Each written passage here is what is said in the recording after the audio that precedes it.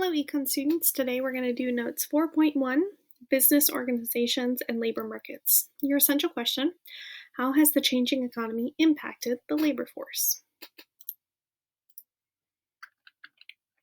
So first we're going to talk about sole proprietorships. So a sole proprietorship is a business owned and managed by one single individual, hence the term sole. A business organization is any establishment that's formed to carry on some sort of commercial enterprise. Sole proprietorships are the most common form of a business organization. Most of them are small. Altogether, sole proprietorships generate about 6% of the total sales in the United States, but all of us generally will go to some sort of sole proprietorship on kind of a regular basis. So you can think of like taco trucks or someone selling popsicles on the street, someone selling hot dogs or elote, barber shop, something small and family owned. Most sole proprietorships are pretty small. They earn modest incomes, they run their business part time, and there's a lot of advantages. So they're easier to start up, there's less paperwork, there's less people involved. They don't have very many regulations. That's not during COVID times. They usually are the sole receiver of the profit, so they're owned by one person, and that one person earns the profit. They have full control over their business and can run their business as they wish. And they're easy to discontinue if they no longer want to keep the business open.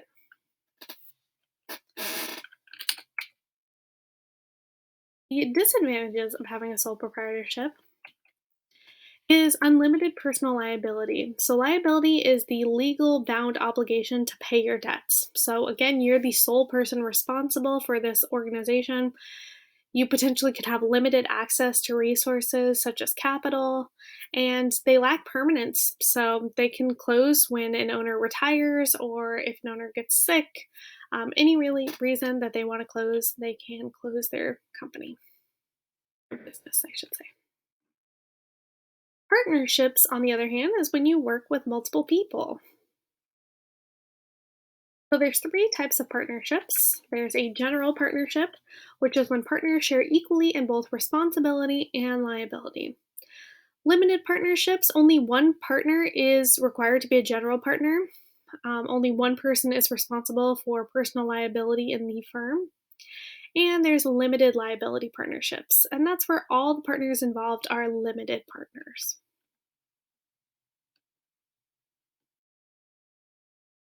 Partnerships are also easier to start up. They have shared decision making, so you're not the sole person responsible for making all decisions. You have another person to talk to bounce ideas off of. And then you can also specialize. So if one person is really good at the sales and the other person is really good at creating the product, you could have shared specialization. There's a larger pool of capital. Usually there's more capital if there's more than one person. And then taxation. So individual partners would be subject to individual taxes, but the business itself does not have to pay the taxes. So really, taxes can be easier of a burden if there's more than one person. The disadvantages, there's still liability. So we still have at least one partner with unlimited liability. Sometimes that's split between the two partners. Generally, partners are bound by each other's actions, so you have to really trust the person that you're working with, and they have potential for conflict. So you could disagree on work goals, management styles, ethics, like we talked about yesterday. Any sort of general business regulations can be a disadvantage when you have more than one person. Corporations are the big ones, so corporations, mergers, and multinationals. Corporations are a legal entity owned by stockholders. So, stocks are shares, they are small portions of ownership of a corporation. So, you all could buy stocks if you are interested in buying stocks. What you're doing when you buy a stock is you're buying a tiny, tiny share of that company. So, you're buying a little tiny slice of that company. So, therefore, if that company does well and makes profits, so can you. Publicly held corporations buy and sell their stock in the open market, so this is usually what's known as the stock market. Advantages of having a corporation, so if you're an incorporated company, Individual investors do not carry the responsibility for the corporation's action. So you can invest in the company, you can buy stocks in the company, but you're not responsible if the company does something wrong. Shares of stock are also transferable. So if you own stock, you can sell the stock in order to make money if the company is doing well. If you don't agree with the business practices anymore of the company, you can also sell your stock. Corporations have potential for more growth than other forms of businesses, and they can also borrow money by selling bonds. And they often are able to hire the best available labor because they have so much capital. They're big corporations, they have a name that people know, and they usually have a lot more money. Disadvantages of corporations, they are very difficult to start up, so you do need a lot more money to be able to start up a corporation. They have to get taxed, so corporations must pay taxes for their company. They also have to pay taxes for the income on the workers, of course, who work at the company, and then they also pay taxes on the dividends. So those are the profits that are made off the stocks. They also can lose control. So when we think about our big CEOs that we've learned about, our CEOs that controlled Microsoft or Apple, Amazon, things like that, you can lose control of your company if your company gets incorporated. The board of directors, not the owners, are the ones that actually manage the corporations, and they can have more government regulation. Horizontal mergers combine two or more firms that are competing in the same market that sell the same good. So that's horizontal, side to side. You can think of like two things that are very, very similar. So if we think of like Apple and Microsoft, if they were to combine, that would be a horizontal merger. Vertical mergers, on the other hand, combine two or more firms that involved different stages of production of producing the same good or service. So if we think about Apple, if Apple were to buy, not only does, of course, Apple have the human capital, which creates all the new apps, all the new phones, things like that, but if they were also to buy the companies that create the Apple phones, so if they were to go overseas and be in charge of the factories that are creating those phones, that would be a vertical merger. So that's different stages of producing the same good. And then a conglomerate is a business combination merging more than three businesses that make unrelated products. Multinational corporations are large corporations that are headquartered in one country but have subsidiaries throughout the world. So we can think of like Nike. Nike was created in Oregon in the United States, but Nike creates their products all around the world. Advantages, they can offer their products worldwide and they can spread new technology across the globe. But disadvantages, they can influence the culture and the politics where they operate.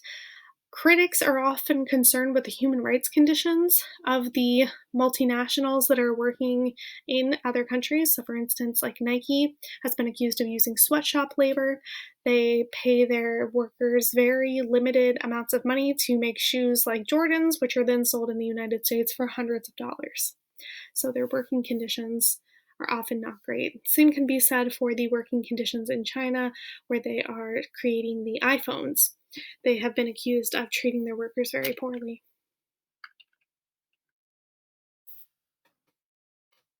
Other organizations, like business franchises. Business franchises are semi independent businesses that pay fees to a parent company in return for the exclusive right to sell a certain product. So, local franchise owners help to produce and sell those products, and they allow their owners a degree of control and support from the parent company.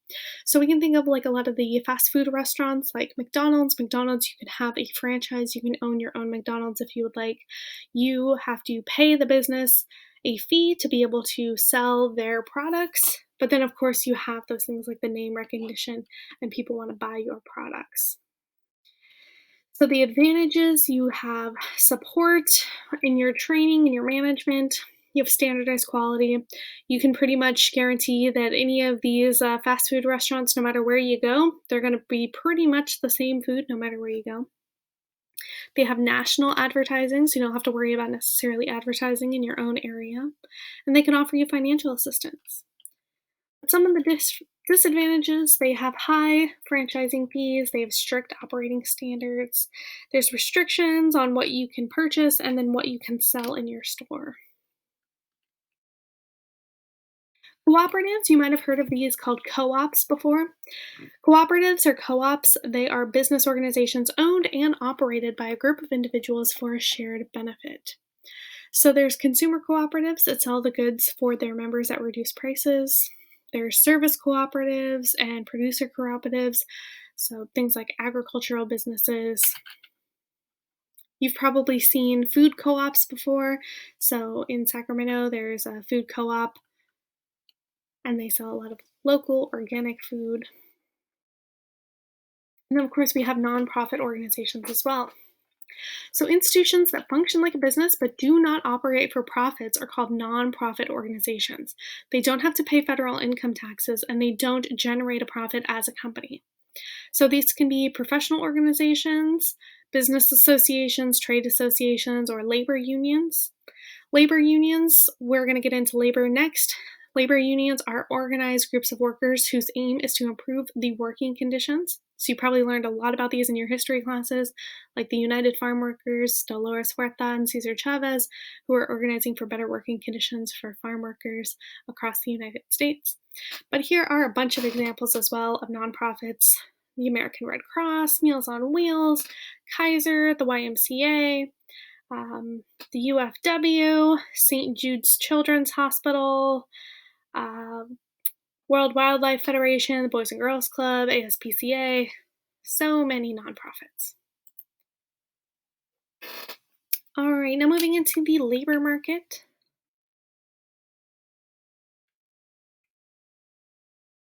Economics define the labor force as all non-military people who are employed or unemployed. Okay, so labor force is everyone in the United States who could work who's not a part of the military. Okay. Employment is people who are 16 years of age or older who have jobs, so they are employed. They work at least for 1 hour for pay within the last week. They work 15 or more hours without pay in a family business, or they held a job but they didn't work due to illness, vacation, labor disputes, or bad weather. Unemployed people, on the other hand, are considered unemployed if they are 16 years or older and they don't have a job, they've actively looked for a job within the last 4 weeks, and they are currently available for work. So if any of you were like, dang, I really want a job, but you actually haven't been looking for a job, you haven't applied for any jobs or anything, you wouldn't actually be considered unemployed. But if you're over 16, which most of you are, and then you've been applying for jobs, you haven't quite got one yet in the last 4 weeks, then you could be considered unemployed.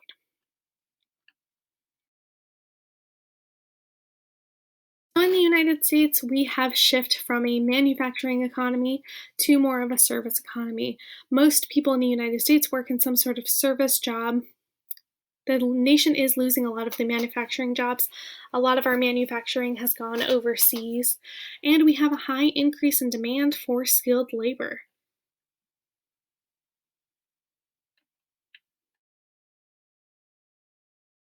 We have more people going to college than ever, which is great for our workforce. College graduates at work. We have two different theories regarding college. The learning effect theory says that education increases productivity and then will result in higher wages. So the learning effect theory pretty much says that if you go to school, if you graduate high school, if you go to college, you get your degree, then you are going to be smarter and you're going to be able to produce more in your job. The screening effect theory suggests that the completion of college indicates to the employers that a job applicant is intelligent and hardworking. Okay, so the screening effect theory doesn't really care what you have your degree in, but they see that you have a degree, which means that you have the grit, you have the ability to stick by something, set a goal, and accomplish that goal. So you are hardworking. And we have women in the workforce. Of course, women today are at least 49% of the labor force in the United States. Women are working now more than ever. And there is a direct correlation between employment rates, or I should say unemployment rates, and educational attainment. So as we can see on this graph here, the higher your educational degree level, so all the way up to doctorate, down at the bottom, less than a high school diploma. These are the unemployment rates. Now, these were unemployment rates last year pre-COVID, so this was before COVID times. But if you had a high school diploma, there was you had a 0.4% unemployment rate for those who had less than a high school diploma, whereas those with a doctorate degree had about a 1% unemployment rate. So most people with a doctorate degree had a job. And then this is the income levels for workers in the United States based on their education degree. So as you can see, the median usual weekly earnings also goes up at the higher level of your education. Now, of course, there is the people that like the owner of Facebook, right? He doesn't have a college degree. He dropped out of Harvard, and yet he's still making far more than anyone on here. Those are the exceptions to the rule. This is generally on average how it works in the United States. Contingent employment is temporary or part-time employment. So some of you may be looking for jobs right now. There's a lot of jobs that are part-time due to holiday seasons.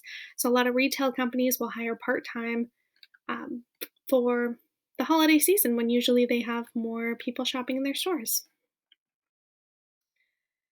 Earnings for college graduates have increased, while earnings for people without college degrees have actually decreased over time due to inflation. Average weekly earnings in the United States have decreased from the 1980s to today as measured in inflation-adjusted dollars. Benefits now make about 28% of total compensation in the economy.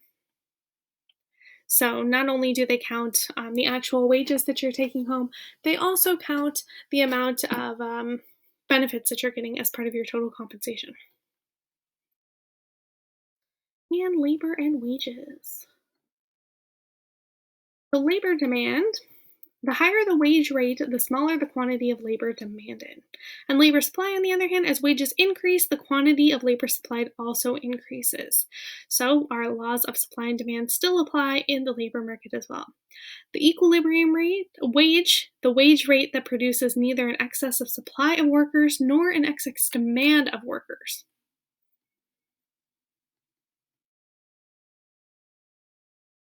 All right, so we have different wages and skill levels. Generally, your wages will go up with your increasing skilled level.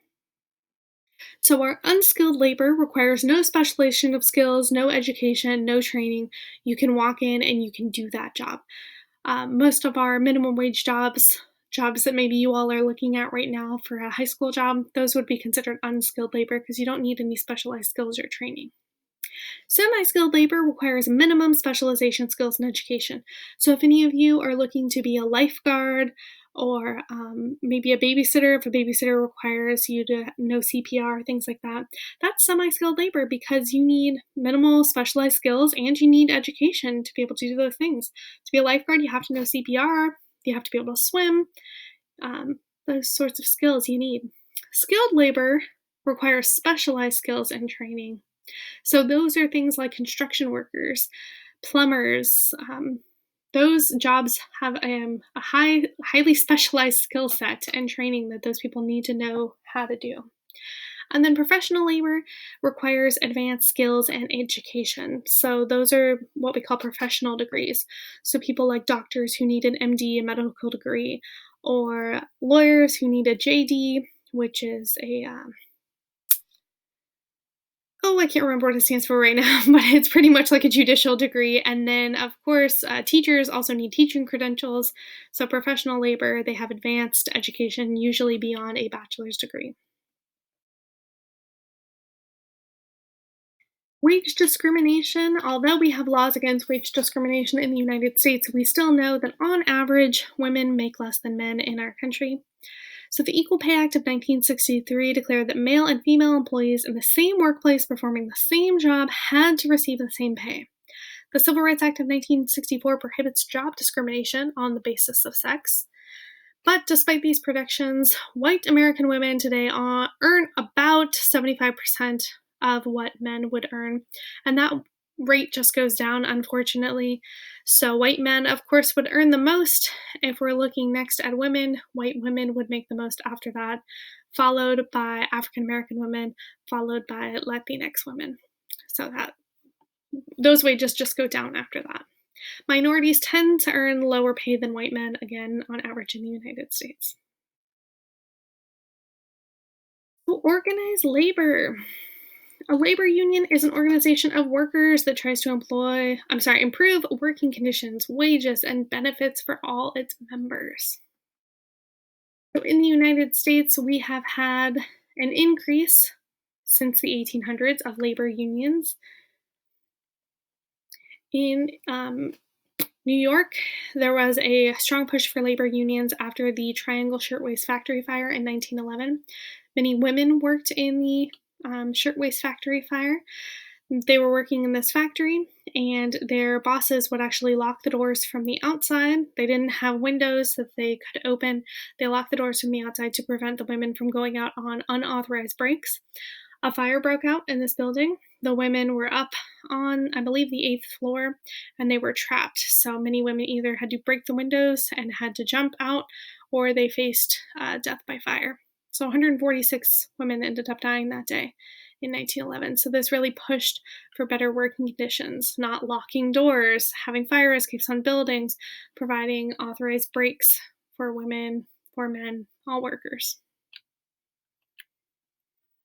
So in 1935, we had the National Labor Relations Act, which gave workers the right to organize, create their own unions if they wanted to. But unfortunately, since the 1950s, we have had a decline in union membership. So we've had states pass right to work laws, which are laws that ban mandatory union membership. They weaken unions across the United States. Unions are strongest in the manufacturing sector in the United States for people who work in blue collar jobs or more industrial jobs. But those jobs have been declining in the United States as time has gone on.